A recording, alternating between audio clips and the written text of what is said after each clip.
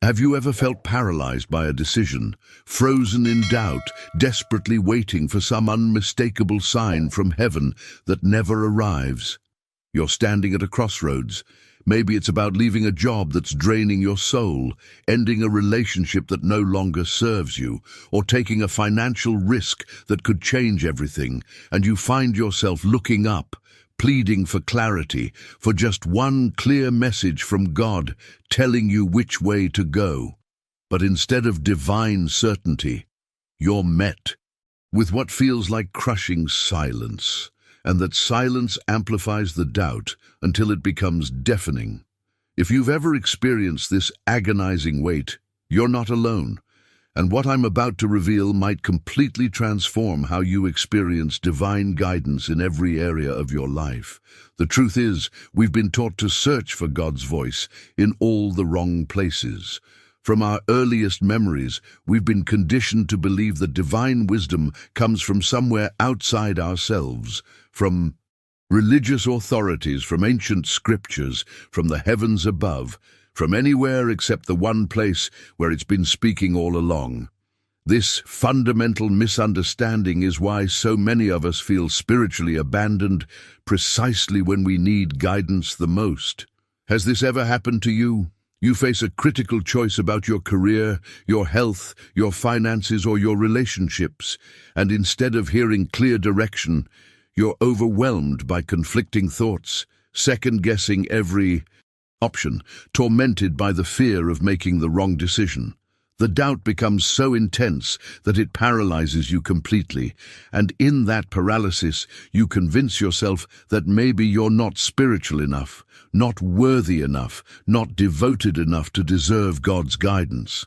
But before we begin, please hit the like button and let me know where in the world you're watching from today. It's always fascinating seeing who's joining us from around the world. And if you haven't already, make sure to hit that subscribe button and turn on the notification bell so you don't miss any of our future videos. Here's what most people never realize. The doubt you're experiencing isn't evidence that God isn't speaking to you. It's actually a signal that you're listening to the wrong voice entirely. There are two distinct voices operating within your consciousness at all times. One is the voice of fear, anxiety, and doubt, which sounds urgent, chaotic, and demanding. The other is the voice of divine wisdom, which speaks with quiet certainty, gentle clarity, and unshakable peace. The problem isn't that God's voice is absent, it's that we've never learned to distinguish it from the noise of doubt that drowns it out. Stay with me until the end of this teaching, because what you're about to discover will fundamentally shift how you make decisions, not just in moments of crisis, but in the countless small choices that shape your daily experience. The 5 daily shifts we're going to explore aren't complicated spiritual practices requiring hours of meditation or years of training. They're simple, practical adjustments in awareness that anyone can implement immediately, and they have the power to silence doubt and reveal the inner voice that's been guiding you all along.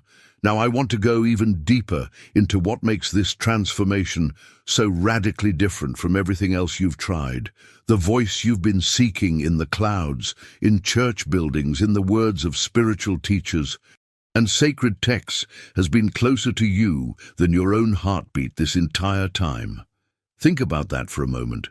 While you've been looking outward, straining to hear some distant voice from the heavens, divine wisdom has been flowing through your consciousness like a river that never stops moving.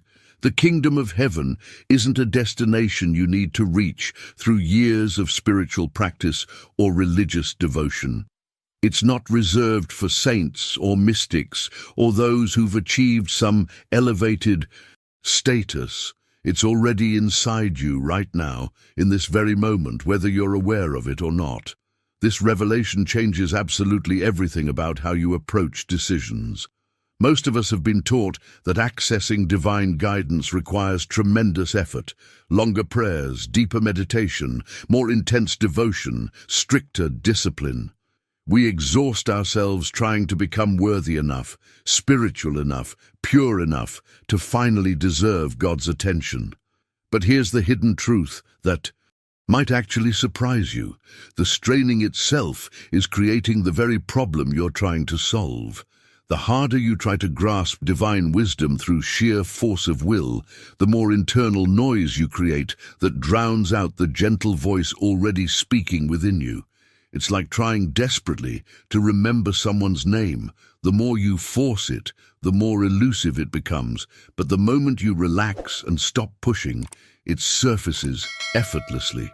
I create these videos for seekers ready to move beyond surface-level spirituality into genuine transformation. If this resonated with you, subscribe and join this community, learning to hear God's voice in everyday decisions. Imagine waking up tomorrow morning and instead of immediately reaching for your phone to scroll through the anxiety-inducing noise of the world, you pause for just a few seconds and sense that quiet presence within you. Not something you have to manufacture through effort or conjure up through complicated techniques, but something that's simply there, patiently waiting to be acknowledged. That difficult conversation you've been avoiding at work, the one that normally triggers immediate defensiveness and fear, you approach it with a clarity that surprises even you. The financial decision that's been keeping you awake at night, generating endless scenarios of catastrophe in your mind, suddenly the right path becomes obvious, not through obsessive analysis alone, but through an inner knowing that transcends mere calculation. The relationship tension that normally activates every insecurity you carry, you find yourself responding from a place of groundedness that feels both unfamiliar and deeply natural at the same time. This transformation doesn't require you to become someone different or to achieve some impossible spiritual standard. It happens through simple shifts in awareness, micro-adjustments in perception that reconnect you with the wisdom that's been broadcasting within you all along. Behind the scenes of every decision you've ever made that felt genuinely right, that brought unexpected peace even when it didn't make logical sense to others, was this inner voice guiding you. You just may not have recognized it consciously at the time. The journey ahead isn't about adding more obligations to your already overwhelming schedule or mastering complex spiritual techniques. It's about remembering what you've always known, but somehow forgot in the noise of external conditioning. If you're beginning to sense that there might be another way to navigate your choices, one that doesn't leave you exhausted from overthinking or paralyzed by fear of making the wrong move, write in the comments, "I'm ready to listen differently." The transformation I'm about to share with you happens through 5 daily shifts, and I want to be completely honest about what these actually are. They're not complicated rituals that demand you wake up an hour earlier or carve out sacred time from an already overwhelming schedule. These are micro shifts in awareness, subtle adjustments in perception that can happen while you're sitting in traffic, standing in line at the grocery store, or lying in bed just before sleep. The real power lies in learning to distinguish between 2 very different frequencies operating within you. The anxious, fear-based thinking that creates mental chaos, and the quiet, steady voice of divine wisdom that never shouts, never forces itself upon you, but always speaks with unmistakable clarity when you're attuned to hear it. The first shift is going to surprise you because it contradicts everything our achievement-oriented culture has taught us about spiritual growth. We've been conditioned from every direction to believe that hearing God's voice requires tremendous effort, that we need longer prayers, more intense devotion, stricter discipline, deeper sacrifice. We push ourselves harder, trying to prove we're worthy enough, dedicated enough, spiritual enough to finally deserve divine guidance. But here's the transformative truth that changes the entire journey. The strain itself is creating the very problem you're trying to solve. Every time you try grasping divine wisdom through effort alone, through sheer force of spiritual willpower, You're actually generating more internal noise that drowns out the gentle voice you're desperately seeking. Think about how this plays out in your actual experience. You face a major decision, and immediately your mind goes into overdrive, analyzing every angle, researching every possibility, consulting everyone you know, praying with increasing desperation for clarity. The more urgently you push for an answer, the more confused you become. The harder you strain to hear divine direction, the more elusive it seems. It's exactly like trying to remember a name that sits just beyond your conscious reach. The more you force it, clench your mind around it, demand that it appear, the further away it drifts. But the moment you release the strain, the moment you stop pushing and simply relax into receptivity, suddenly the name surfaces effortlessly, as if it was there all along waiting for you to get out of your own way. Divine guidance operates on this exact same principle. The kingdom of heaven within you isn't playing some cosmic game of hide and seek, testing whether you can pray intensely enough or meditate long enough to finally break through some invisible barrier.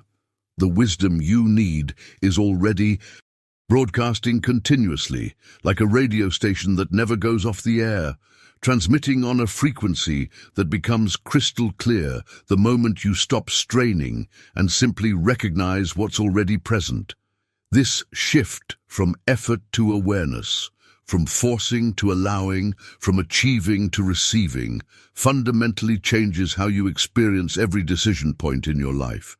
Behind the scenes of what looks like sudden clarity or unexpected insight is often just this dynamic: consciousness relaxing, enough to perceive what was always there. If this understanding about releasing the strain and choosing simple recognition resonates with something you've experienced, write in the comments, "I choose awareness over effort." Your mornings hold a power that most people completely overlook, and understanding this could be the single most impactful shift in how you access divine guidance throughout your entire day. Those first few seconds after you wake up, before your mind floods with the day's demands, before anxiety about pending decisions creeps in, before you reach for your phone and immediately immerse yourself in everyone else's reality, that's sacred ground. And here's what makes this so revolutionary. This isn't about adding another obligation to your morning routine or setting your alarm earlier to squeeze in some complicated spiritual practice. It's about a simple recognition that takes less time than checking your first text message.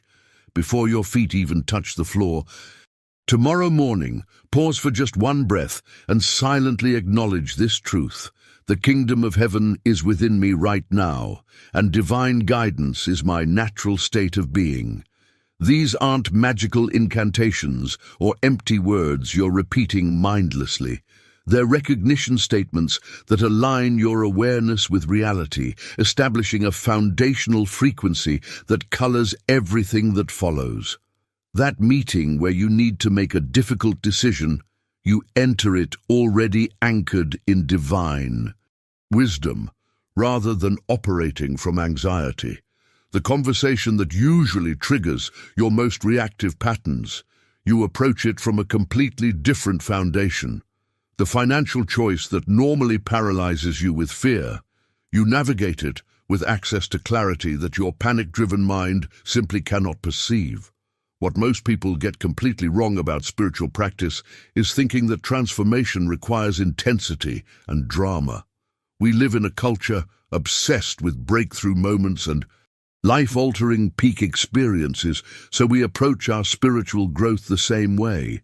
We wait until we hit a crisis, then throw ourselves into hours of desperate prayer, hoping that sheer intensity will finally crack open the heavens and deliver the guidance we need. But here's the hidden truth behind genuine transformation. 5 minutes of gentle daily recognition will reshape how you hear divine guidance far more profoundly than occasional marathon sessions fueled by panic and fear. Your consciousness doesn't respond to dramatic overhauls the way our achievement culture suggests. Instead, it operates like a garden. You don't ignore the plants for weeks and then dump gallons of water on them in a single desperate attempt at revival. That approach creates damage, not growth. Real cultivation happens through small amounts of consistent nourishment, and the garden naturally flourishes. Your ability to distinguish God's voice from the noise of doubt works exactly the same way. Each time you pause to recognize that inner presence, each morning you begin with that simple acknowledgement. You're making subtle adjustments to your spiritual receptors, gradually tuning yourself to divine frequency with increasing precision. The journey isn't about occasional heroic efforts. It's about consistent micro-shifts that accumulate into profound transformation over time. If you're beginning to see how small, consistent practices could change everything about how you make decisions, write in the comments, "Consistency creates clarity." The transformation becomes tangible when you understand how these principles apply to the actual moments of your day. Throughout any given day, you encounter dozens of decision points that happen so quickly you barely register them as choices at all. Your boss delivers criticism that normally triggers immediate defensiveness. Traffic makes you late for an important meeting, and panic starts flooding your system. An unexpected bill arrives in your inbox, and financial anxiety grips your chest. These moments seem to happen to you, as if you have no control over how they unfold. But there's something remarkable happening that most people never notice. You have approximately 3 seconds before your conditioned responses take over completely. 3 seconds. That's the window where choice actually exists, where you can insert awareness into situations that previously triggered automatic reactions. In those 3 seconds, even 30 seconds if, you can create the space. You have the opportunity to return to that inner kingdom we've been discussing, accessing divine clarity that sees beyond the surface appearances of whatever challenge you're facing. This is the sacred pause, and it's where the second major shift reveals its power in perhaps the most fear-inducing area of human experience: decisions about your health and well-being. If you found value in what we explored together, consider tapping that like button, not for algorithms, but as a quiet acknowledgement between us that this conversation mattered. Think about what happens when your body sends signals that trigger immediate fear. You notice an unusual symptom, a persistent pain, something that just feels off. Within seconds, your mind spirals into worst-case scenarios. You're researching symptoms online, each search result confirming darker possibilities. Your entire focus narrows exclusively to the physical problem, and here's what's crucial to understand. In this state of panic, your spiritual awareness shuts down completely. The connection to inner guidance that was available just moments before becomes inaccessible, drowned out by the deafening noise of fear. You make decisions about your health from this place of terror, and those decisions carry a completely different quality than choices made from peace. The second shift happens when you learn to pause before allowing panic to hijack your consciousness entirely. Before you spiral into catastrophic thinking, before fear closes off your access to divine wisdom, you create sacred space by recognizing a deeper truth. In the kingdom of heaven within you, only wholeness and divine perfection exist. Now, this isn't about denying physical reality or rejecting medical wisdom that would be foolish and dangerous. It's about creating the internal environment where God's voice can speak clearly about your well-being, guiding you toward appropriate action from a foundation of peace rather than terror. The decisions you make about seeking care, choosing treatments, managing symptoms, all of these carry profound impact when they emerge from clarity rather than panic.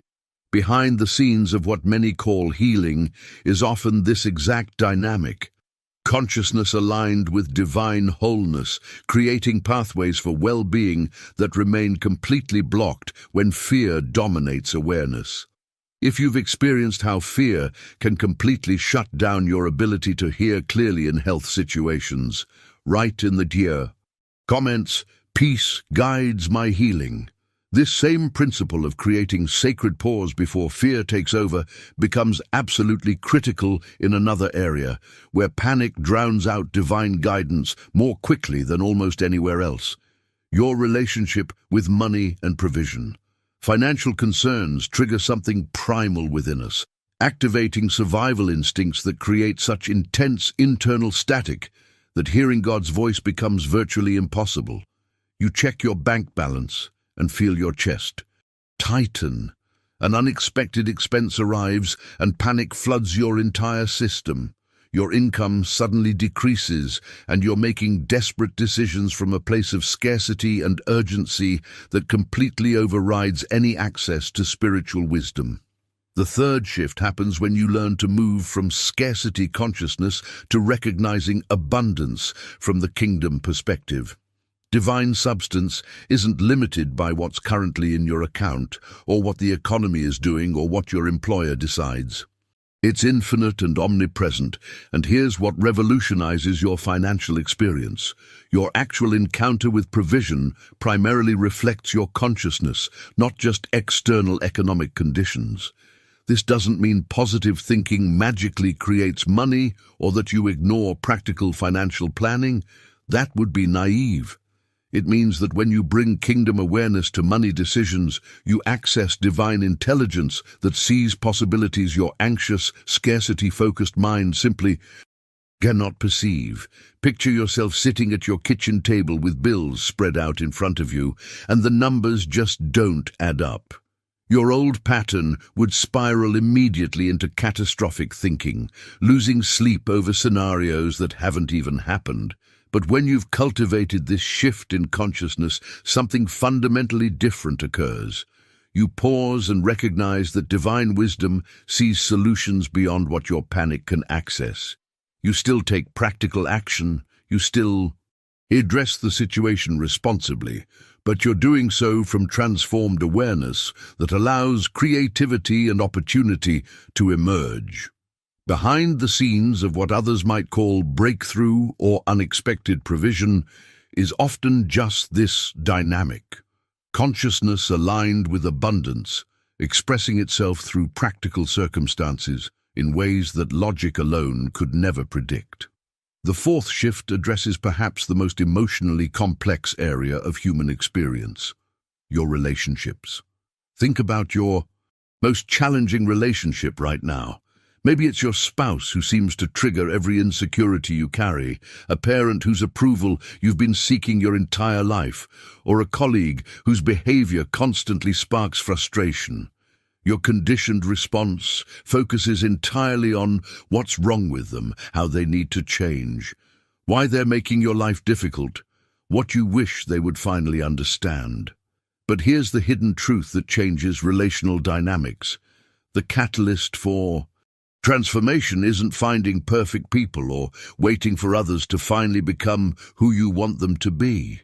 It's developing perfect listening to God's voice through every single interaction, especially the difficult ones. When you approach relationships from kingdom consciousness, you access guidance about how to respond rather than react, what to say in moments of tension when silence serves better, and how to set boundaries from love rather than from fear or manipulation. If you're beginning to see how consciousness shifts could transform your experience with money and relationships, write in the comments, "Divine wisdom sees what I cannot." The fifth shift addresses an area where most of us spend the majority of our waking hours, yet rarely consider it spiritual territory at all.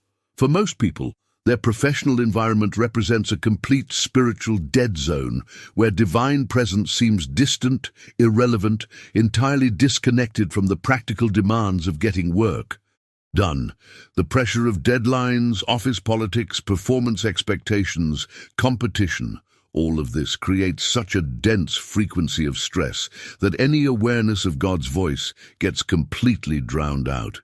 You might pray before leaving for work, But the moment you step into that office or log into that computer, it's as if you've entered a realm where spiritual guidance simply doesn't apply. But the transformation happens when you reframe work from mere employment, from something you endure to pay, and bills into spiritual expression itself. That project deadline that usually triggers anxiety becomes an opportunity to witness divine ideas emerging through you in perfect timing.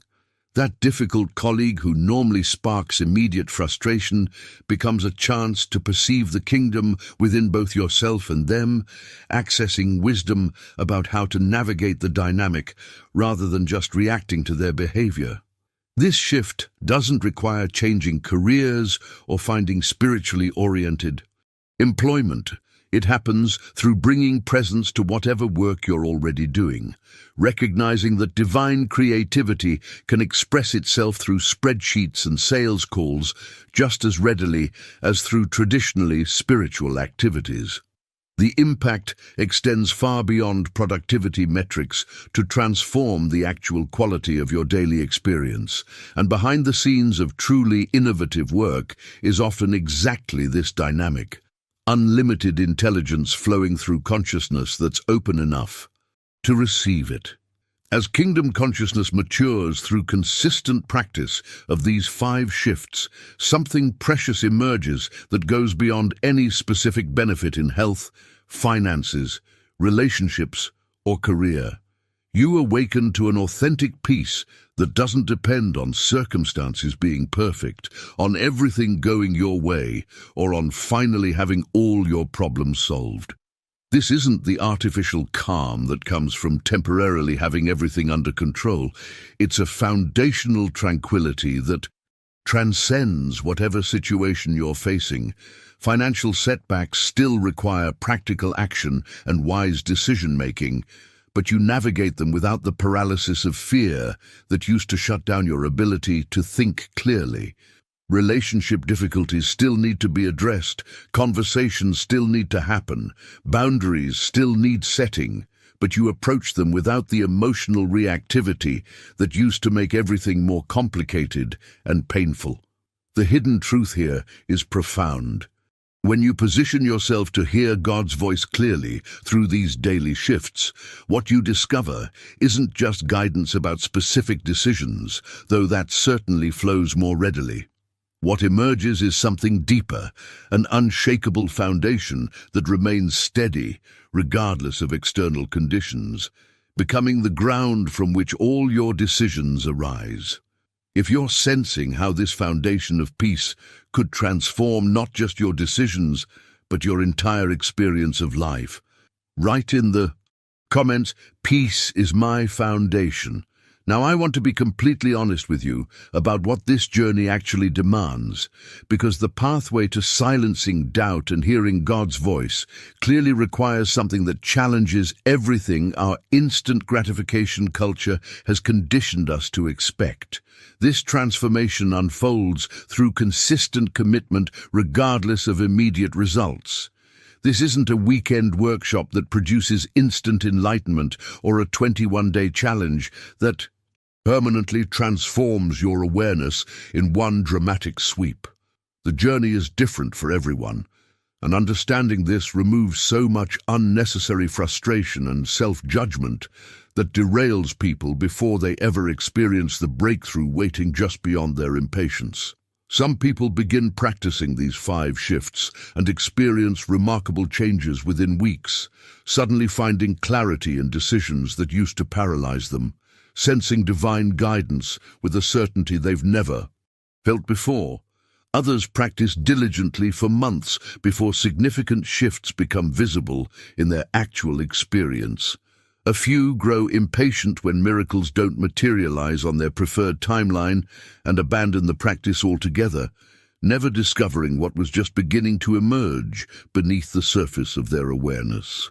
The decisive factor between these different experiences isn't spiritual talent or some kind of divine favoritism where God likes certain people more than others. It's Simple persistence, the willingness to continue recognizing that inner presence, even when immediate evidence doesn't scream validation at you. Think about the most meaningful transformations in your own life. Did any of them happen overnight? Real change, the kind that fundamentally reshapes your experience rather than just creating temporary excitement, almost always unfolds through accumulated small decisions rather than singular dramatic moments. Your consciousness works exactly the same way, gradually tuning itself to divine frequency with increasing precision through consistent practice. Each morning, you pause for that simple recognition. Each sacred moment, you insert awareness into a reactive pattern. Each time you choose peace over panic in health or financial decisions. These aren't insignificant gestures. They're making subtle adjustments to your spiritual receptors that compound over time into profound transformation. But here's perhaps the most liberating truth of everything. We've explored together, and this removes every excuse, eliminates every barrier between where you are right now and the guidance you're seeking. You can begin this very moment, exactly where you are, with whatever understanding you currently possess.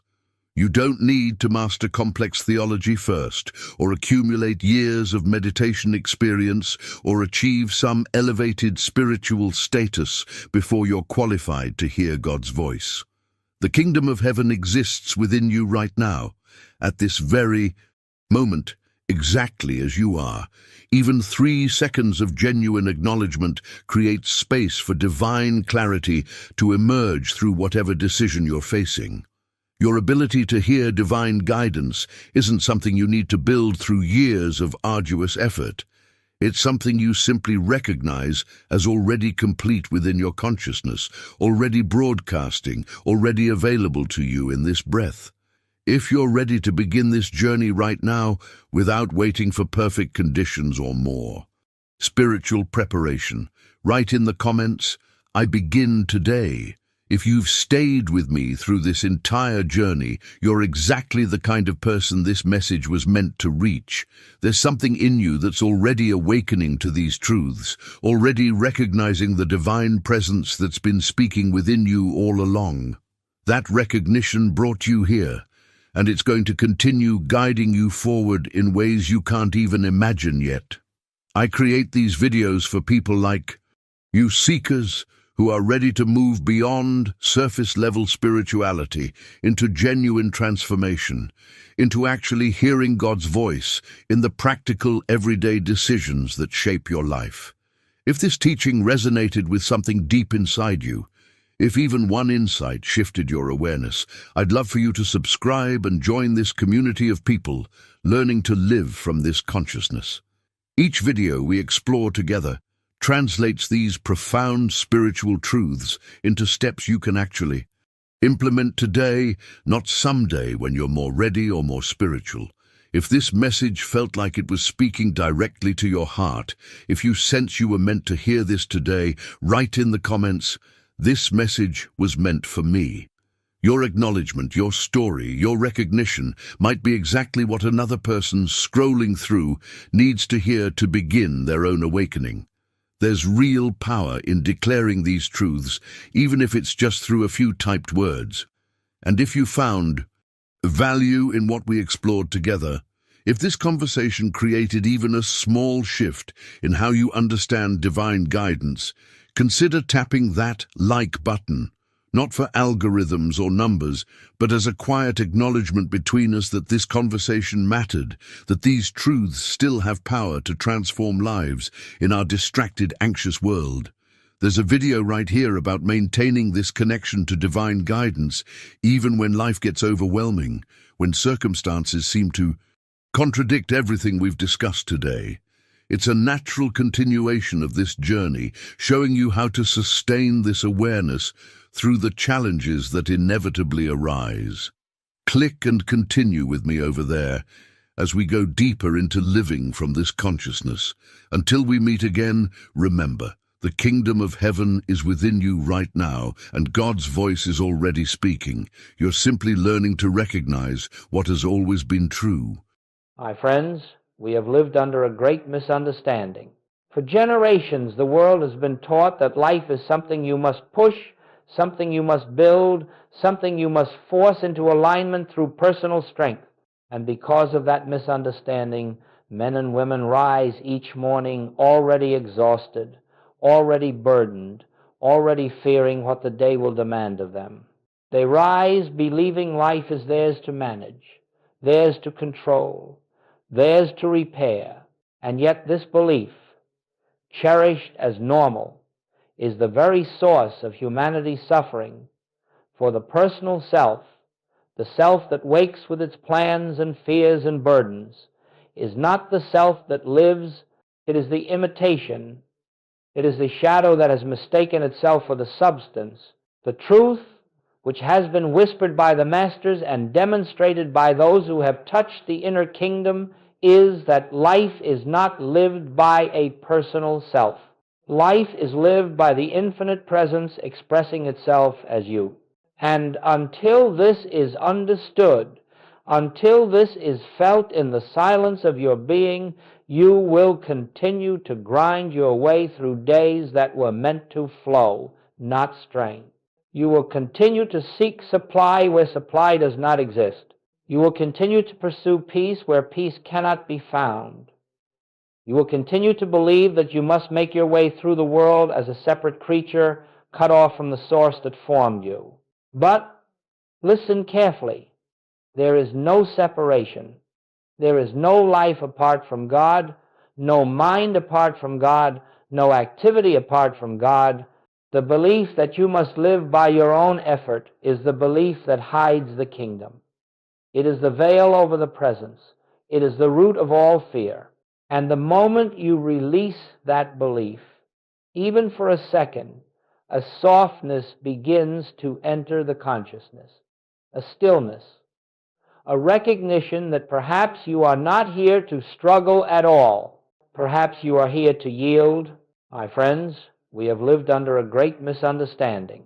For generations, the world has been taught that life is something you must push, something you must build, something you must force into alignment through personal strength.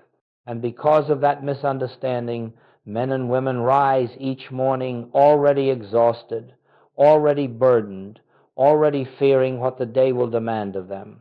They rise believing life is theirs to manage, theirs to control, theirs to repair.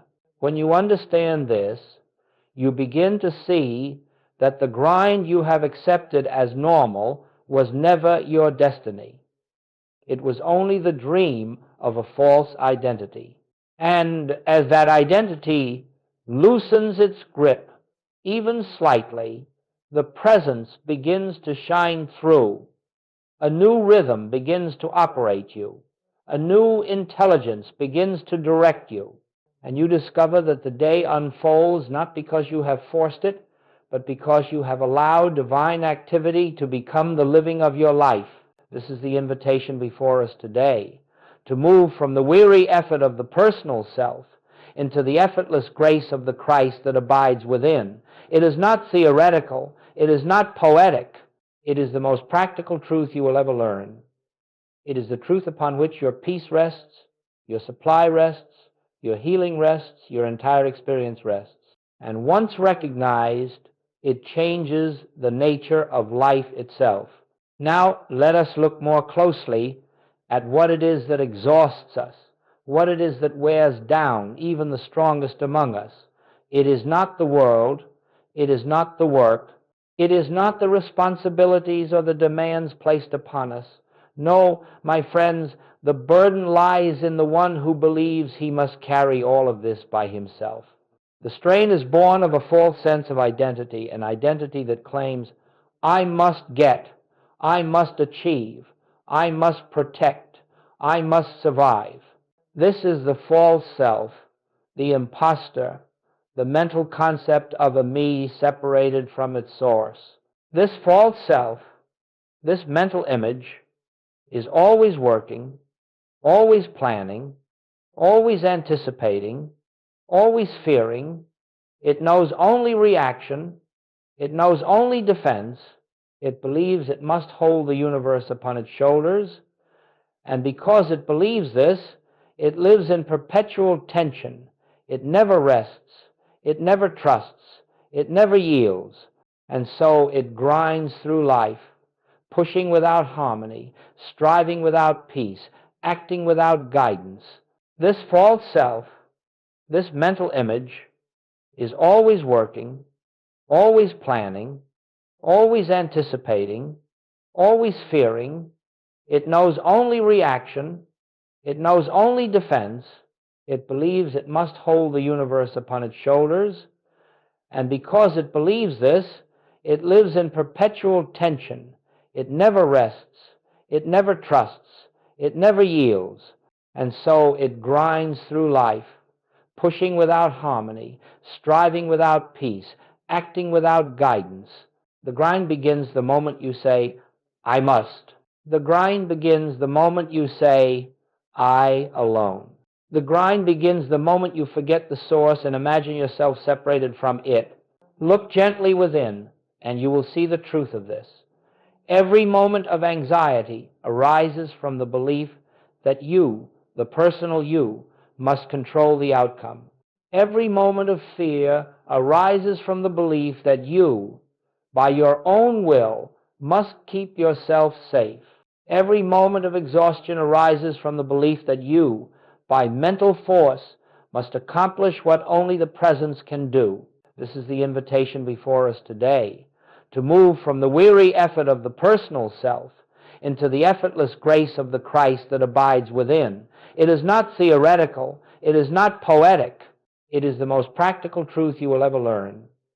It is the truth upon which your peace rests, your supply rests, your healing rests, your entire experience rests. And once recognized, it changes the nature of life itself. Goldsmith taught that the greatest liberation begins not with gaining something, but with releasing a mistaken sense of identity. You are not the struggler. You are not the worrier. You are not the isolated mind making its way through a dangerous universe. You are the transparency through which God expresses. And when this is glimpsed, even faintly, the grind collapses under its own falsity. If you will allow it, even for a breath, the false self dissolves in the recognition that I live, yet not I. The life that lives you is not the anxious self, but the timeless Christ of your being. And to the degree that this is recognized, the burden lifts. Not because you improved the false self, but because you stopped believing it was you. Let us continue now into the next phase of understanding, where we deepen this revelation and begin to discover the activity of grace that functions once the false identity subsides. And now we come to the heart of the matter, grace. For when the false sense of identity begins to loosen, even slightly, something extraordinary and wholly natural takes place. A new activity begins to reveal itself, not as a dramatic event, but as a quiet inner movement. It is the activity of the Christ within, ever present, ever functioning, yet unrecognized, until we become still enough to feel its rhythm. Grace is not a special dispensation. It is not something given to the worthy or denied to the unworthy. Grace is the natural unfoldment of divine consciousness when the personal self ceases its interference. It is the effortless operation of God's presence as your life. It requires no pleading, no demanding, no manipulating. It requires only recognition that the life which animates the universe is the very life that animates you now. When you stop pushing, grace takes the lead. When you stop fearing, grace reveals the next step. When you stop insisting on your own way, grace reveals the divine way. Not a way born of intellect, but a way born of infinite intelligence itself. And you will find that this way is always gentle, always clear, always harmonious, because it is the activity of the one presence functioning without obstruction. You see, we have believed that we must bring God into our experience, when in truth God is the very substance of our experience. We have believed we must invite God into our lives, when in truth we have never lived a moment outside of God. Grace is not something added from without. It is the unveiling of what has always been within. The sun does not need to be instructed to shine, it shines by its nature. Grace does not need to be invoked, it flows by its nature. The Christ within you is not a religious symbol or a mystical ideal. It is the living presence of God as your very being. It is the intelligence that beats your heart, breathes your breath, forms your thoughts, and guides your steps when you are still enough to hear. It is the I that existed before thought. It is the I that was never born and will never die. And this I expresses itself effortlessly when the personal sense of I grows quiet. Grace is the effortless rhythm of the infinite. It brings the right people, the right opportunities, the right ideas at the right moment, not through force, but through unfoldment. It resolves problems without strain and heals without struggle. It arranges circumstances without your manipulation. It flows through your life like a hidden river, always present, always moving, always sufficient. But in order to feel this flow, you must be willing to step aside as the doer. You must be willing to surrender the belief that life is yours to carry. You must be willing to let the Christ live its own life as you. This is not abdication. This is the highest recognition. For when you yield to grace, you do not become passive. You become transparent. You allow the infinite to function without the interference of the finite. This, then, is the secret. Grace begins where the personal self ends, not through death, but through recognition, not through effort, but through awareness. And once touched, even for a moment, you will feel the current of divine activity leading you from within, and you will know that the life you have struggled to build is being lived effortlessly by a presence far wiser than the human mind. Let us move now into the next understanding, how this shift from doing to allowing forms the foundation of a new way of living. As grace becomes recognized, there is a quiet shift that begins to take place within you, a shift so subtle that the world may not notice it, yet so profound that your entire experience begins to change. It is the shift from doing to allowing, from personal effort to divine unfoldment. This is not a change in your outer activity. It is not that you cease to work, cease to act, or cease to engage with the world. No, it is a change in the inner origin of your activity. In the old way of living, the personal self, believing itself to be separate, initiates every movement. It plans, it calculates, it pushes, it resists, it forces outcomes. It lives by will and fear, by tension and anticipation. It is always doing, because it believes that if it stops for even a moment, life will collapse. This is the state of consciousness that produces the grind.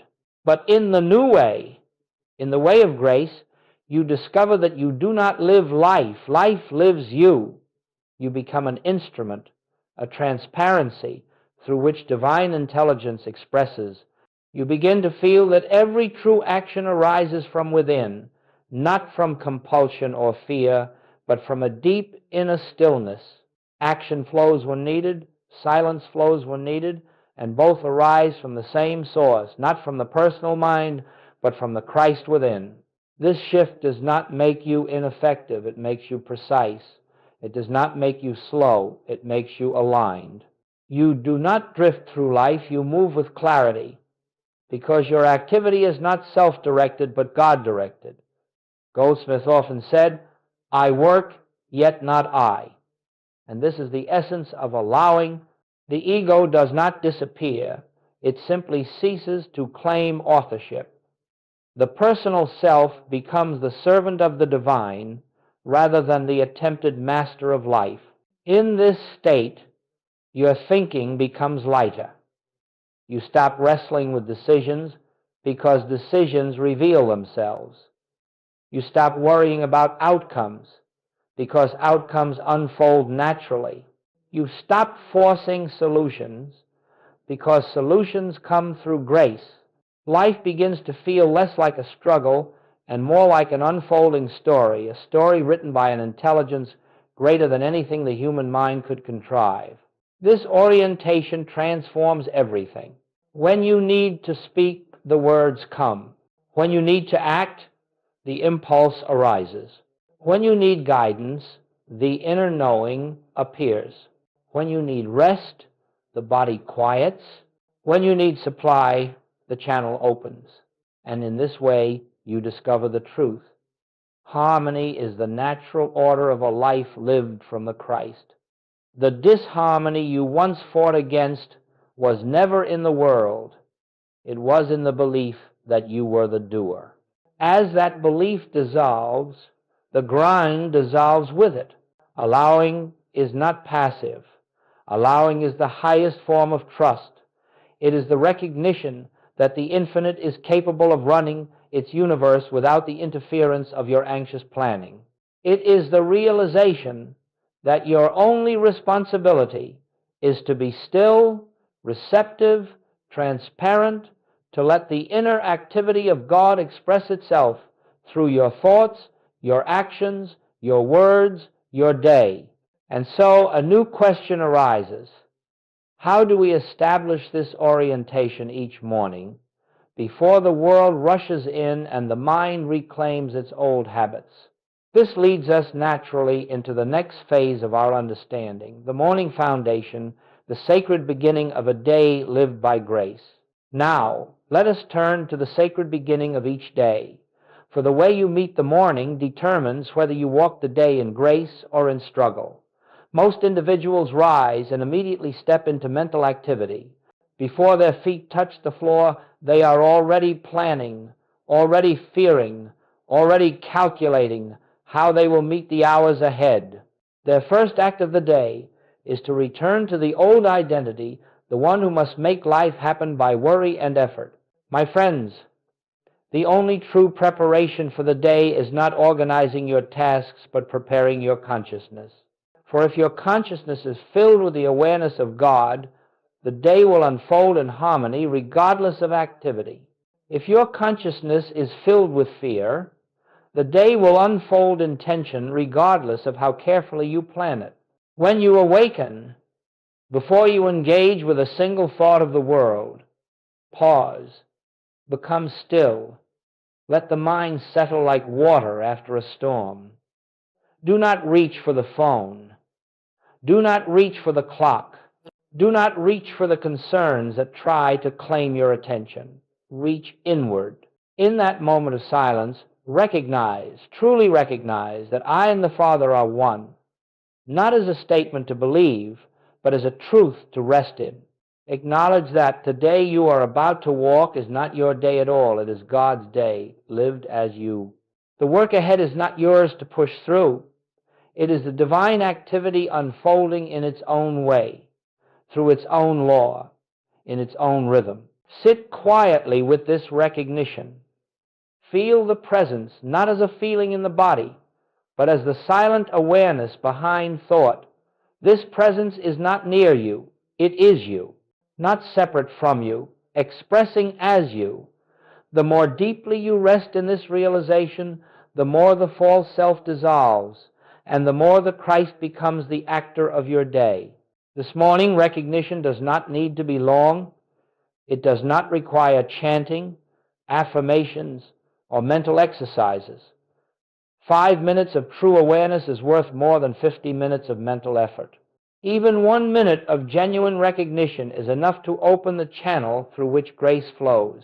Say within yourself, if you must say words at all, Father, live thy life as me today, and then rest. Let the words dissolve into silence. Let the silence become your foundation. Let the foundation carry you as you sit in this stillness. The world loses its urgency. The mind loses its frantic motion. The body softens. The heart opens. You begin to sense that the day is already held in divine order, that every step has already been prepared, that every challenge already contains its own resolution. Nothing is required of you but receptivity. This morning communion is not preparation for living, it is living. It is the first act of allowing, the first act of surrender, the first act of recognizing that you do not walk the day alone. When this recognition is established, even lightly, the outer world reflects it. The hours unfold gracefully. Events align. Ideas come when needed. Silence arises when appropriate. You find yourself carried by an unseen current rather than pushing against the tides of circumstance. This is the morning foundation, not the planning of the day, but the sanctifying of consciousness. And from this foundation, we move naturally into a new experience of life, walking through the day with the Christ as guide, companion, and activity. As the morning foundation is established, something remarkable begins to occur. You discover that the presence with which you began the day does not remain in the silence of that first hour. It moves with you. It walks with you. It goes before you. It accompanies every step, every task, every conversation. And the secret to living by grace is not to hold the presence, but to remember it, to return to it gently, naturally, throughout the day, until the remembrance becomes effortless. The world will tempt you again and again to return to the old identity. It will invite you into urgency, into reaction, into fear. It will say, you must decide this now. You must solve this alone. You must take control. But you will learn that you need not accept this invitation. For each time the world presses upon you, you can pause just for a breath and turn inward to the truth. The presence goes before me. The Christ acts through me. The infinite lives my life. These brief recognitions, 5 seconds, 10 seconds, are not interruptions to your day. They are the very activity of grace. They are the quiet return from the false sense of self to the true self. And with each return, the personal mind loses its authority, and the divine mind takes its rightful place as the guide of your experience. You will notice that decisions become easier. They arise from within rather than from mental pressure. You will notice that conversations feel lighter, as if guided by an unseen wisdom. You will notice that difficulties do not grip you as they once did, for you begin to sense that every situation contains its own solution, waiting to be revealed through stillness rather than through speed. And so the day becomes a series of inner turnings, moments of remembrance that keep you aligned with the Christ. You do not have to force yourself into meditation. You do not have to stop your activity or withdraw from the world. You simply return again and again to the awareness that God is the only actor in your life. When you walk into a meeting, pause inwardly. The presence goes before me. When you face a challenge, pause inwardly. There is a wisdom here that I do not see yet, but it is present. When you feel anxiety rising, pause inwardly. This is not my burden to carry. I rest in the infinite. These are not techniques. They are recognitions, moments in which you step aside as the doer and let the Christ live the moment through you. And as you continue this practice, you find that the day flows with increasing harmony. You act when action is appropriate. You speak when speech is given. You remain silent when silence is right. You find yourself moving in rhythm with something deeper, steadier, and wiser than the human mind. This is living by grace, not abandoning life, but entering it fully, with the awareness that all power, all intelligence, all direction, all supply come from the withinness of your own being. As this realization penetrates your consciousness, anxiety dissolves, tension dissolves, the frantic pace of the personal mind gives way to the calm assurance of divine activity. And so, moment by moment, you become a witness to your own life unfolding, not by your manipulation, but by God's expression. This is the freedom Christ spoke of, the freedom that comes not from what you gain, but from what you release. The belief that you must live your life alone. Let us now continue into the next phase of this journey, how to meet problems from the Christ mind rather than from the struggling self. Now, inevitably, as you move through your day in this new awareness, appearances will arise, conditions that seem to contradict the harmony you have begun to feel within. A sudden financial concern, an unexpected conflict, a physical discomfort, a troubling piece of news. In the old consciousness, these events would immediately provoke anxiety, resistance, or frantic planning. The human mind would leap to defend itself, to fix, to correct, to fight, and in doing so, it would fall back into the very identity that creates the grind. But hear this with all the stillness of your being. The moment you meet a problem as a personal self, you have already lost your peace. Not because the problem has power, but because you have forgotten who you are. The difficulty is not the appearance. The difficulty is the sense of separation that rises within when you believe you must face it alone. The Christ mind, your true consciousness, does not struggle with appearances. It does not fight them. It does not fear them. It simply recognizes the truth behind them. There is no power in the appearance. There is only God. This recognition is not denial. It is not positive thinking. It is not the attempt to replace a negative thought with a positive one. It is the realization that behind every appearance, regardless of how threatening it may seem, the presence is still the only reality. When something arises that would normally disturb you, pause just long enough to remember the truth. Do not rush to affirm away the condition. Do not rush to correct it. Do not rush to resist it. Instead, turn inward to that silent knowing, Father, you are here. You are the only presence. You are the only power. This appearance has no authority over the infinite.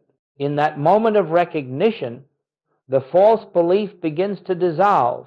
The fear loses its root. The mind grows still. You are no longer meeting the problem from the level of the problem. You are meeting it from the level of God.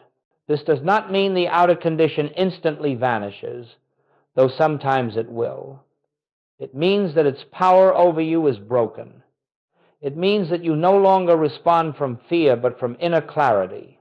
And in that clarity, the true solution arises not from effort, but from revelation, not from the intellect, but from the Christ within.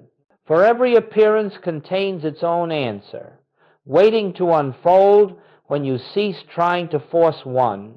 Every problem carries within it a spiritual message, waiting to be heard when you become still enough to listen. And every challenge becomes an invitation to deepen your recognition of God's presence, not in the future, not in some distant heaven, but right where the problem appears to be. You will notice something astonishing. The moment you refuse to grant an appearance power apart from God, the appearance begins to change. It softens, it yields, it reorganizes itself. Sometimes it resolves outwardly, sometimes it dissolves inwardly. But always, always, its seeming power fades, because the only power it ever had was your belief in its reality. This is how the Christ mind meets difficulties, not with resistance, but with recognition, not with struggle, but with stillness.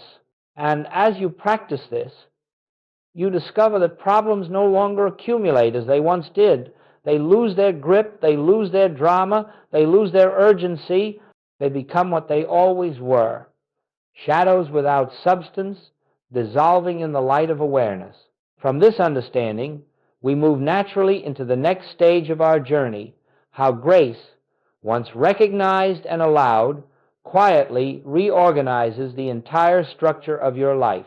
As you continue in this way, meeting each moment with recognition instead of resistance, turning inward rather than outward, allowing rather than forcing, you will begin to notice something wondrous. Not suddenly, not dramatically, but quietly, gently, almost imperceptibly at first, your life begins to change. Not because you have worked to change it, but because grace has taken over the activity of your being. Grace does not announce itself, it does not shout, it does not draw attention. It works in the silence, beneath the surface, reordering the structure of your life without fanfare, without spectacle, without the noise of human effort. And when you look back after some weeks, some months, you will say, something has shifted, something has softened, something has opened in me. You will discover that problems arise less frequently, and when they do appear, they do not cling to you as they once did. They lose their stickiness, their emotional weight. They pass through quickly, like clouds across a clear sky. You will discover that relationships begin to harmonize not because others have changed, but because you no longer meet them from the limited self. You meet them from the Christ, and the Christ sees only the Christ in another. You will find that supply appears in ways you could never have arranged, not through manipulation, not through strain, not through competition, but through a natural flow that seems to know your needs before you speak them.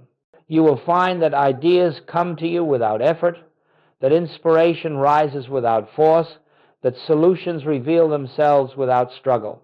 And perhaps most beautiful of all, you will find that fear loosens its grip, not because you have worked to overcome fear, but because you no longer believe in the one who fears. The false identity, the one that lives by worry, by tension, by control, slowly dissolves in the light of your recognition. And as it dissolves, the deep peace that is the nature of your true self begins to shine through. This peace is not the absence of conflict. It is not the stillness of a quiet room. It is the peace of divine certainty, the peace that knows God is the only power, the only presence, the only law. It is the peace that comes from living not by the mind, but by the Spirit. It is the peace that Jesus spoke of when he said, "My peace I give unto you." It is the peace of knowing that life itself carries you. Grace does not simply fix your life, it transforms your relationship to life. It changes the inner lens through which you perceive the world. You no longer walk as a frightened individual trying to survive. You walk as a divine expression through which the infinite reveals its own nature. This unseen transformation is the quiet miracle of spiritual living. It is the fruit of your recognition. It is the evidence that God is functioning as your consciousness.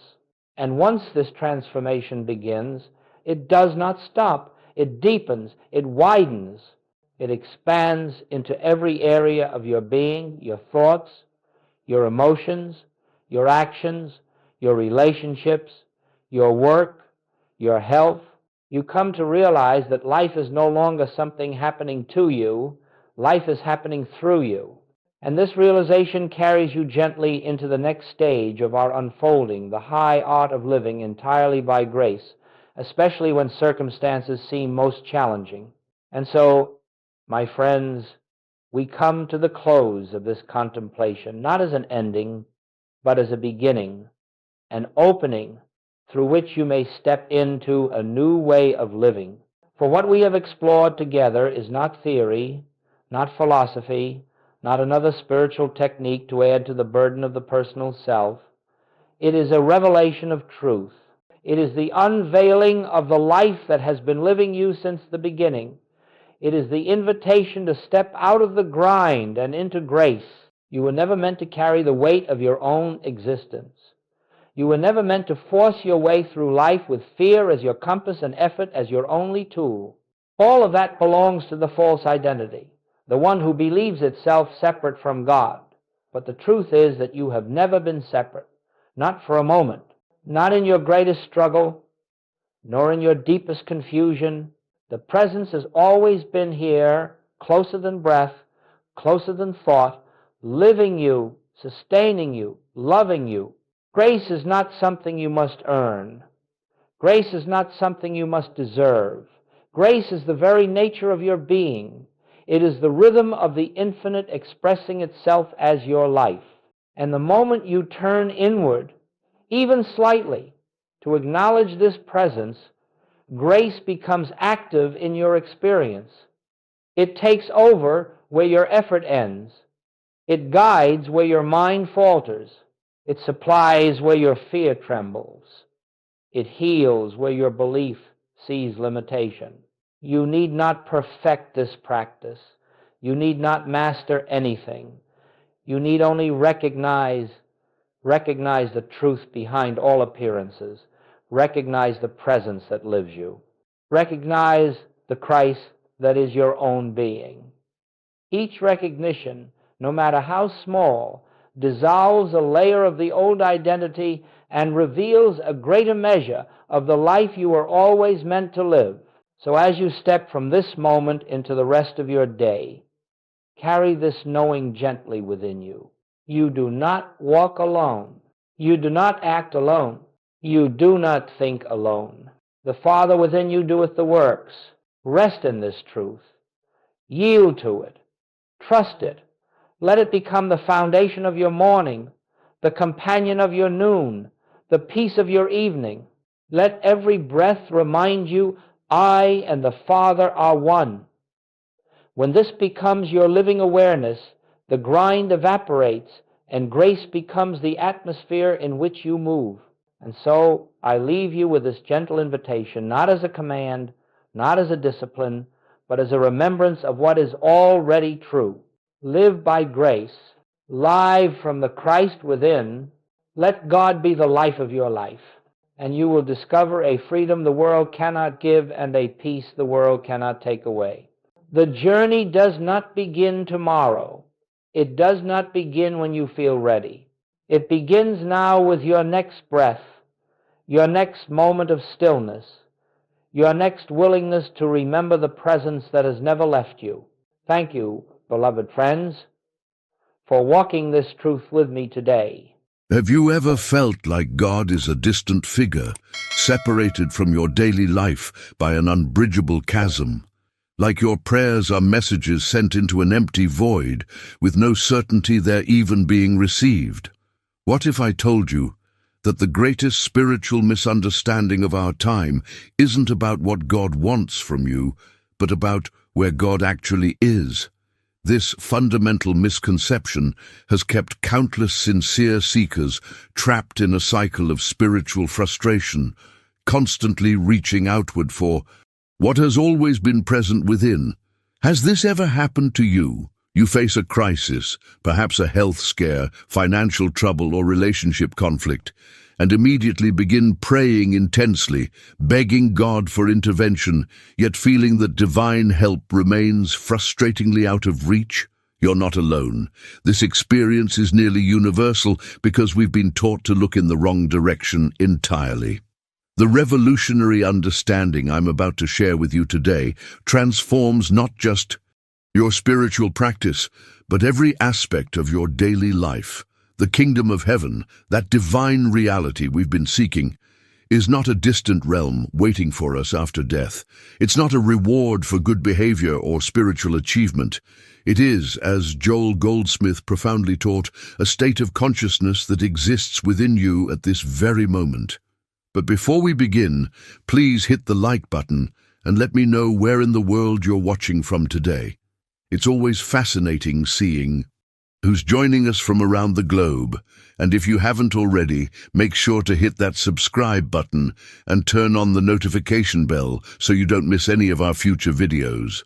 Stay with me until the end of this video, because what you're about to discover might fundamentally change your entire relationship with God, prayer, and spiritual living. When you truly grasp that the divine presence isn't something you need to reach for, but rather recognize as the very essence of your being, prayer transforms from desperate pleading to joyful acknowledgement. Imagine approaching each day not as a separate entity struggling through life alone, but as a living expression of divine consciousness. Picture facing challenges not with fear and anxiety, but with an unshakable awareness of the perfect spiritual reality that exists beyond material appearances. This isn't positive thinking or wishful spirituality. It's practical mysticism that produces tangible transformation in your health, finances, relationships, and inner peace. The practice I'll be sharing today has changed countless lives across the world, not through magical thinking, but through a profound shift in spiritual understanding. What would your life look like if you stopped begging an external deity to change your circumstances and instead awakened to the divine reality that already exists within you, perfect and complete? How would your experience transform if you recognized that in the kingdom of heaven within your consciousness, there is no lack, no disease, no separation from good? In the next few minutes, I'll walk you through 5 practical steps that allow God to live through you in everyday situations. These aren't abstract concepts, but tangible practices you can begin implementing today, even with whatever level of spiritual understanding you currently possess. If these teachings on living from kingdom consciousness resonated with you, subscribe to join our community of spiritual seekers who are practicing this recognition in their daily lives. Each new video explores practical ways to experience the divine presence within. The first step in this profound journey is what Joel Goldsmith called the practice of the presence, developing a continuous awareness of this inner kingdom that exists within you. This isn't something complex or esoteric. It begins with simple recognition throughout your day. When you wake each morning, before your feet even touch the floor, pause for just a moment and silently acknowledge, the kingdom of heaven is within me right now. This divine consciousness is my true nature. This tiny decision creates ripples of transformation that extend far beyond that moment. It establishes a mindset that shapes how you'll respond to everything the day brings. The hidden truth most spiritual seekers miss is that consistency matters more than intensity. A brief recognition practiced regularly has more impact than occasional hours of desperate spiritual effort. Throughout your day, especially during challenging moments, take even 30 seconds to return to this inner kingdom. When your boss criticizes your work, when traffic makes you late, when unexpected bills arrive, these are precisely the moments when this practice reveals its power. Instead of reacting immediately from fear, frustration, or lack, pause and recognize the truth that exists beyond material appearances and circumstances. You'll begin noticing subtle shifts at first, a deeper peace in stressful situations, unexpected solutions to persistent problems, a growing sense of divine guidance in daily decisions. These are signs that you're beginning to live from kingdom consciousness rather than purely from material awareness. The revelations unfold gradually, but their cumulative effect transforms your entire experience of life. Now, I want to go even deeper into how this understanding applies to specific challenges we all face. Consider health issues, an area where fear can instantly overwhelm our spiritual awareness. When physical symptoms appear, our conditioned response is panic, followed by exclusively seeking material solutions. Please understand, this isn't about rejecting medical wisdom or practical care. The journey I'm describing integrates both spiritual understanding and appropriate action. When facing health challenges, first turn within to recognize the spiritual truth. In the kingdom of heaven within you, there is only wholeness, only divine perfection. This recognition doesn't replace medical care, but opens a channel for healing power that transcends material limitations completely. From this place of spiritual awareness, you can then make decisions about treatment with clarity rather than fear. Think about someone with chronic pain who's been told they'll simply have to live with their condition. From material consciousness alone, this prognosis feels like a prison sentence. But from kingdom consciousness, they recognize that physical appearance isn't the final reality. Their spiritual essence remains whole regardless of bodily conditions. This recognition creates space for healing that might otherwise be blocked by fear and resignation. This approach creates a partnership between spiritual understanding and practical wisdom. You don't ignore symptoms or avoid doctors. You simply bring a different consciousness to the situation. You address physical needs while maintaining awareness of spiritual wholeness. This dual approach provides both material and spiritual resources for healing and well-being. If you've experienced moments where you sense there's more to reality than what appears on the surface, write in the comments, "I recognize the kingdom within." Now this understanding extends far beyond personal healing. The same profound shift in consciousness transforms our relationship with money and material supply. When confronting financial challenges, most people immediately focus on external actions, working harder, cutting expenses, or frantically searching for new income sources. While practical steps matter, the mindset behind those actions determines their effectiveness. The breakthrough insight is returning to the consciousness of the inner kingdom where divine supply is infinite and eternally flowing. Let me share something behind the scenes of financial transformation. A businessman I worked with faced complete financial ruin after his partner embezzled company funds. Creditors were demanding payment, legal troubles multiplied daily, and bankruptcy seemed inevitable. Rather than focusing solely on these external circumstances, he began practicing kingdom consciousness each morning and throughout his day. At first, nothing external changed. Bills still arrived, creditors still called, but something shifted internally. The paralyzing fear that had blocked creative solutions began dissolving. From this awareness, right action emerged naturally. He found himself making different decisions, having conversations he would have avoided before, exploring options that fear would have previously ruled out. Within weeks, opportunities appeared that he couldn't have engineered through external manipulation. A former client offered a substantial new contract. An unexpected settlement came through. A strategic partnership materialized. These weren't random coincidences, but consciousness demonstrating its own abundance.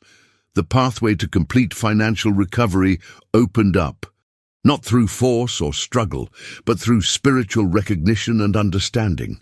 This journey of transformation requires something many modern spiritual seekers resist: patience.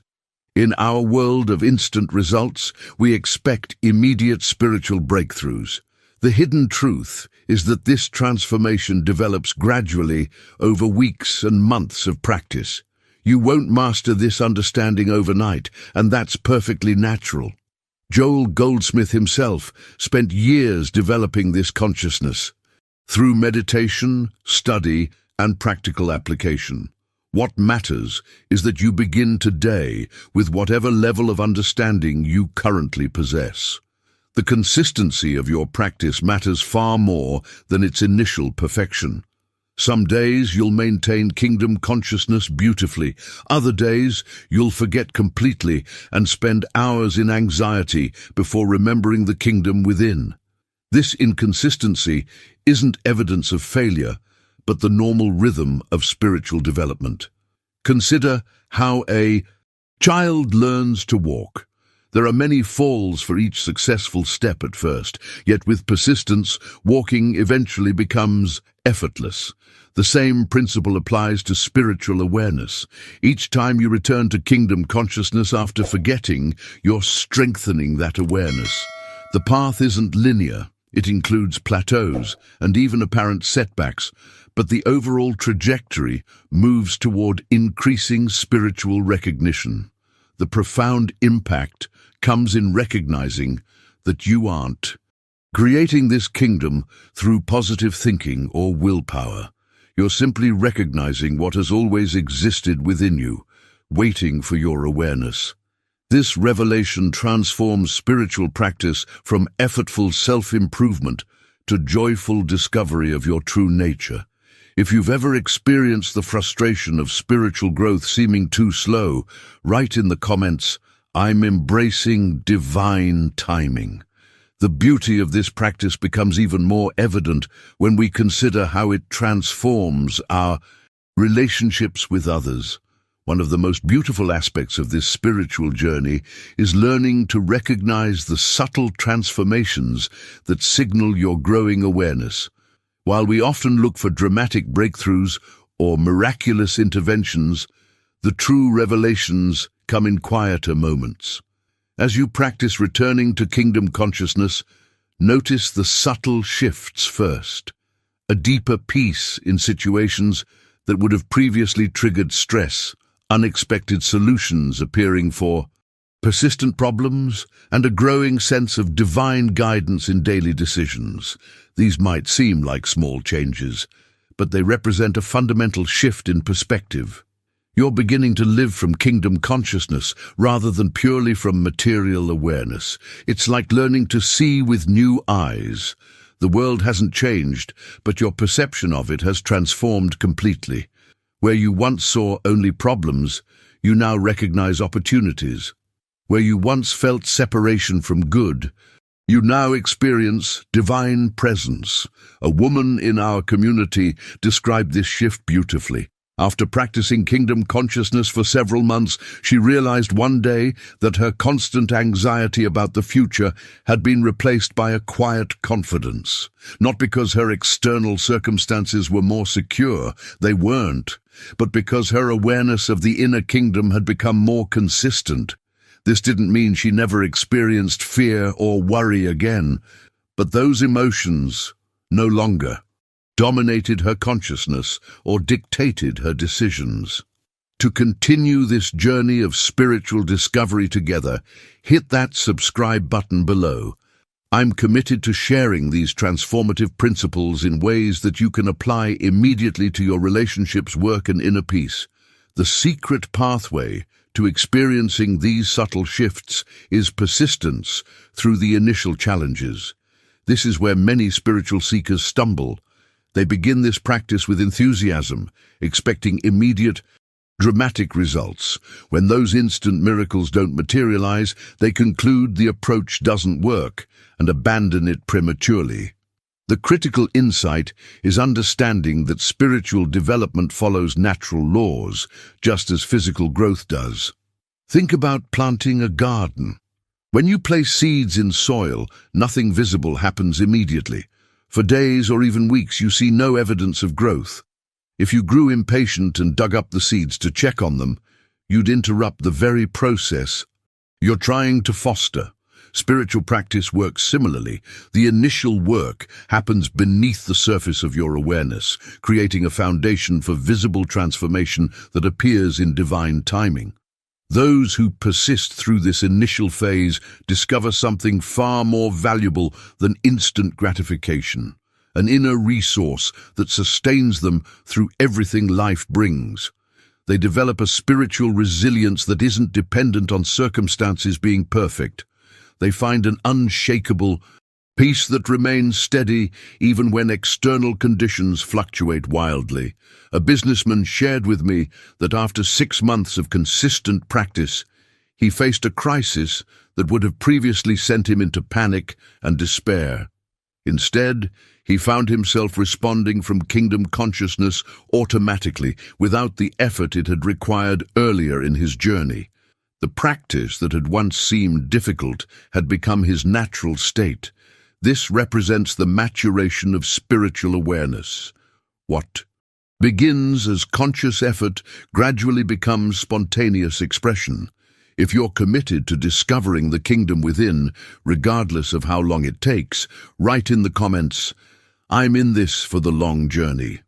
Now, let's explore how this kingdom consciousness transforms our relationships with others in ways that create harmony where conflict once dominated. Perhaps the most profound transformation occurs in our relationships with others. Think about the people who challenge you most. That coworker who constantly criticizes, the family member who triggers old wounds, or the stranger who cuts you off in traffic. Our instinctive reaction is defensiveness, judgment, or withdrawal. But kingdom consciousness offers an entirely different pathway. When interacting with difficult people, the breakthrough insight is recognizing that the divine presence exists within them too, perfect even when obscured by stress, fear, or fatigue. Their behavior may not reflect this spiritual reality, but that doesn't diminish its truth.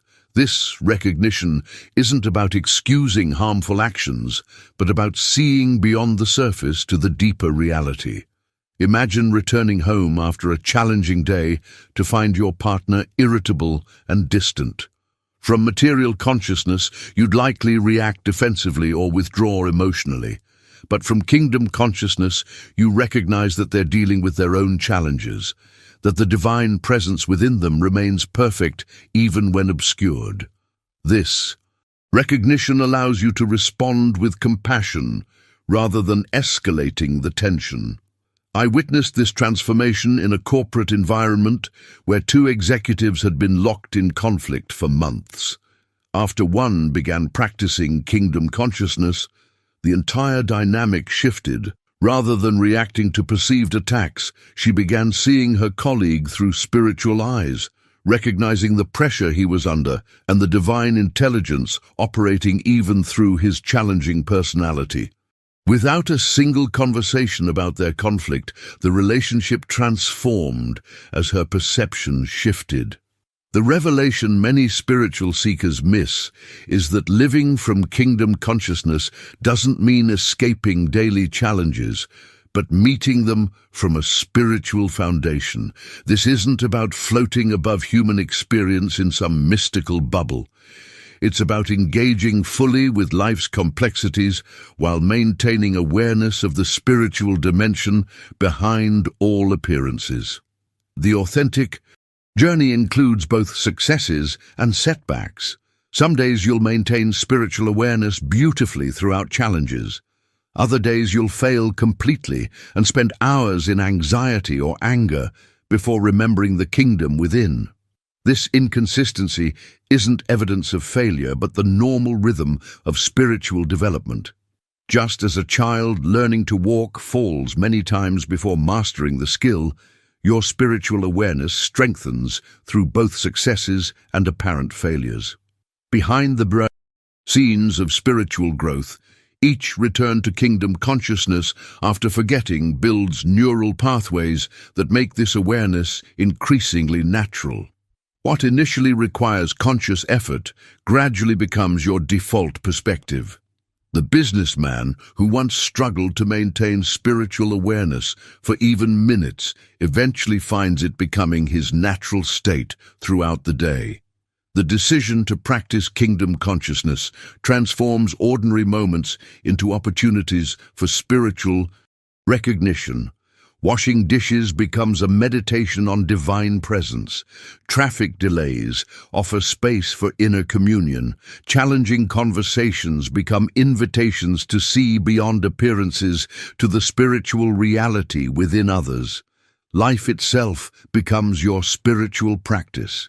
If you've experienced those moments when spiritual awareness suddenly breaks through in the midst of ordinary activities, write in the comments, "I recognize divinity in the everyday." The true beauty of this practice emerges when we observe how it gradually transforms our entire experience of life. Over months and years of dedicated practice, something truly profound begins to shift in your experience. The kingdom consciousness that once required deliberate effort becomes increasingly natural, like learning a language that eventually allows you to think in it rather than mentally translating. You'll notice that you automatically return to spiritual truth more quickly after being momentarily pulled into material. fear or concern. This isn't something you force. It's the natural evolution of consistent spiritual recognition. Think of it as building momentum on a journey. Those initial steps require the most energy, but as you continue forward, you develop a rhythm that carries you naturally. A friend described this experience beautifully, saying that after a year of practice, she realized that her first thought in challenging situations had shifted from panic to peace, not because she was trying to be spiritual, but because kingdom consciousness had become her default perspective. The evidence of this transformation appears in practical ways throughout your life. Solutions to problems appear more readily because you're accessing the infinite intelligence of the kingdom within, rather than relying solely on limited personal thinking. Peace becomes more consistent because it's anchored in spiritual reality rather than fluctuating circumstances. Relationships deepen because you're interacting from authentic spiritual awareness rather than ego needs and defenses. The hidden revelation that transforms this journey is letting go of expectations for immediate dramatic results. Our culture conditions us to expect instant transformation, the spiritual equivalent of before and after photos on a weight loss program. But consciousness doesn't transform that way. The changes unfold organically, often so subtly that you don't notice them happening in real time. You may not even recognize the cumulative effect until you look back after 6 months or a year and realize how profoundly different your life has become. The person who constantly worried about money now experiences steady financial flow. The one who struggled with chronic anxiety now navigates daily challenges with consistent peace. The one whose relationships were conflicted now enjoys authentic connection. These aren't changes you manufactured through positive thinking or sheer willpower, but the natural demonstration of consistently recognized spiritual truth. A business executive in our community had practiced kingdom consciousness for nearly 2 years when he faced a company crisis that would have previously sent him spiraling into anxiety and reactive decisions.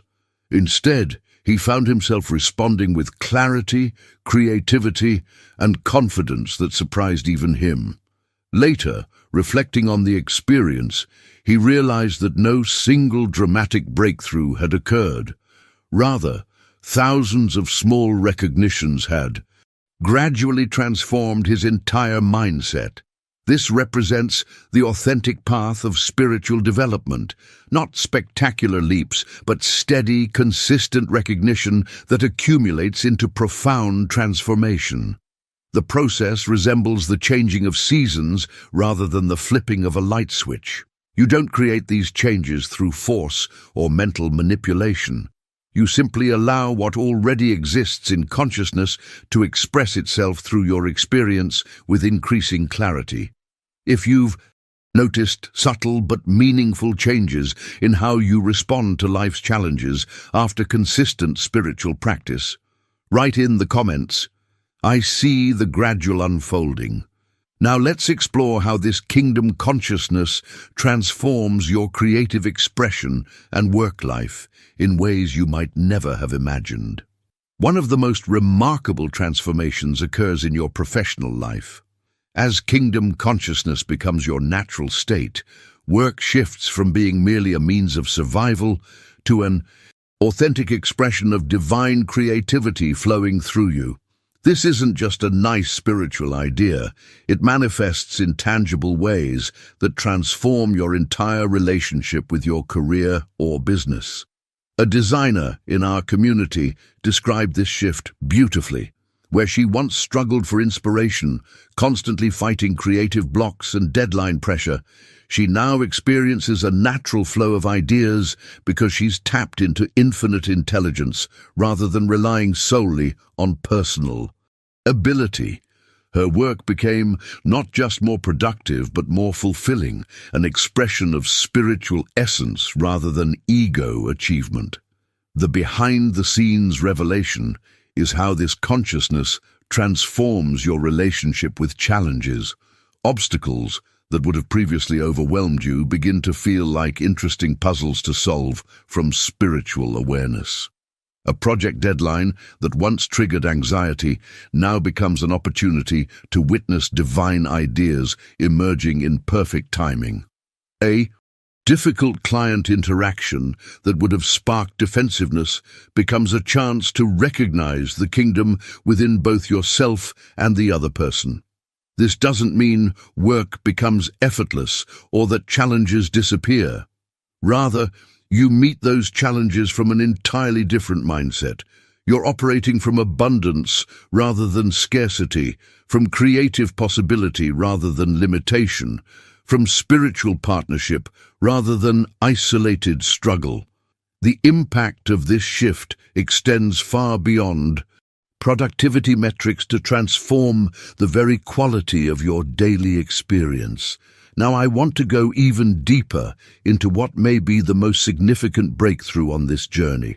As kingdom consciousness matures through consistent practice, you discover something precious beyond measure, an unshakable peace that doesn't depend on circumstances being perfect. This isn't positive thinking or emotional bypass. It's authentic spiritual awareness that remains steady through life's inevitable fluctuations. This peace becomes your foundation through every challenge, loss, and disappointment.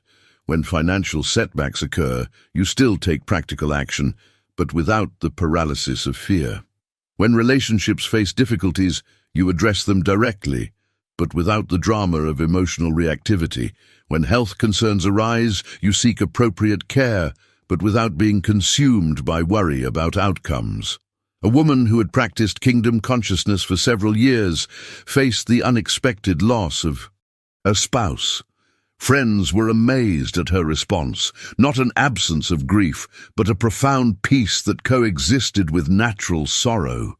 She described knowing, beyond intellectual understanding, that the kingdom of heaven within had proven itself faithful through the darkest experience of her life. This wasn't resignation or spiritual bypassing, but direct experience of spiritual reality, transcending even death itself. This represents the maturation of spiritual understanding, moving from conceptual knowledge to lived reality. You know from direct experience that spiritual consciousness is the only reliable foundation because you've tested it through real-life challenges.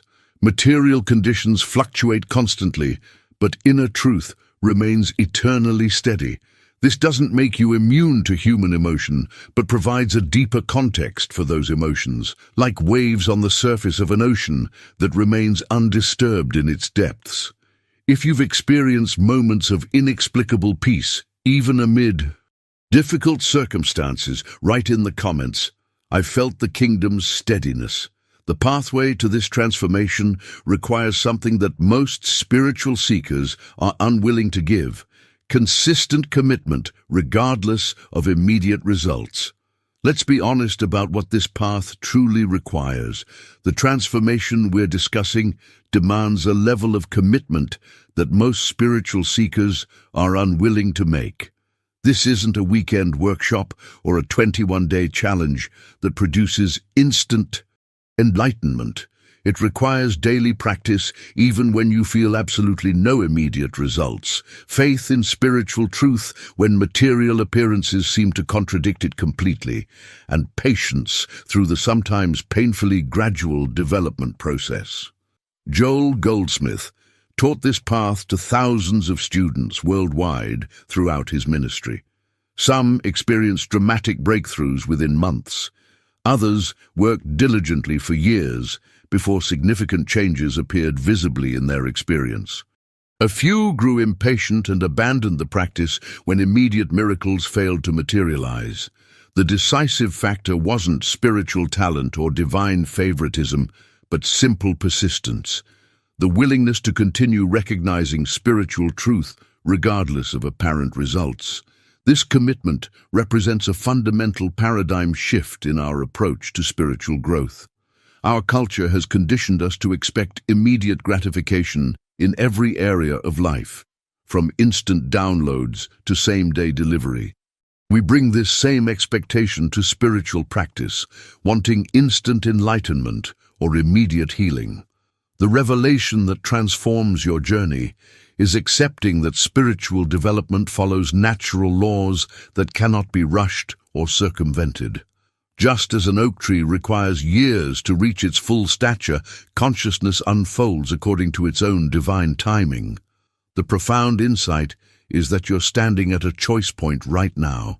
You can dismiss this teaching as interesting philosophy, but too impractical for your busy, complicated life. You can try it half-heartedly for a few weeks and then abandon it when results don't match your expectations. Or you can commit to genuine practice with patience for gradual transformation. This decision will shape not just your spiritual journey, but every aspect of your life experience. Now, I want to offer perhaps the most liberating truth of all. You can begin right now, exactly where you are, with whatever understanding you currently possess. You don't need to master complex theology or achieve perfect meditation first. You don't need special spiritual credentials or decades of study. The kingdom of heaven is within you right now. It has always been there. It will always be there. Your recognition doesn't create it, but reveals what already exists eternally. Simply start today, this moment, by recognizing as often as you remember, the kingdom of heaven is within me now. Divine presence is my true nature. Spiritual perfection exists in consciousness regardless of material appearances. Practice this recognition in the morning, throughout challenges, before sleep. Be patient with yourself through the inevitable inconsistency. Celebrate small victories. Learn from temporary defeats. What makes this approach uniquely powerful is that it doesn't require you to change who you are or adopt artificial spiritual behaviors. It simply invites you to recognize your true nature that has always existed beneath the surface of material appearances. Every time you turn within to acknowledge this spiritual truth, you're removing another layer of illusion that has kept you imprisoned in limitation and fear. If you're ready to begin this journey of recognition today, write in the comments, "I acknowledge the kingdom within." The most important aspect of this practice is understanding how to integrate it into your everyday life in practical, tangible ways. As we draw this conversation to a close, I'm reminded of something profound that Joel Goldsmith often emphasized. Spiritual truth isn't meant to be held tightly as intellectual knowledge, but shared openly as lived experience. Your journey of recognizing the kingdom within doesn't happen in isolation. It ripples outward and touches countless lives around you. If these teachings have resonated with something deep within you today, I'd love to hear about your own experiences in the comments below. Simply write, "The kingdom within awakens," so I know you've journeyed with me to the end of this exploration. Your story might be exactly what another seeker needs to hear to begin their own practice of recognition. If you found value in this perspective on letting God live through you, consider gently tapping that like button, not for algorithms or metrics, but as a way of affirming that spiritual truth still matters in our distracted world. It's a small gesture that helps others discover these timeless principles. And if you're feeling called to continue this journey of spiritual discovery together, subscribe to join our growing community of seekers who are committed to recognizing the divine presence in everyday life. We're exploring these profound truths every week, translating mystical understanding into practical living. There's a video right here about practicing the presence throughout your day that builds beautifully on what we've discussed today. Click and continue with me over there as we explore how to maintain spiritual awareness through the specific challenges and opportunities of daily living. Until next time, remember, the kingdom of heaven is within you right now, waiting only for your recognition.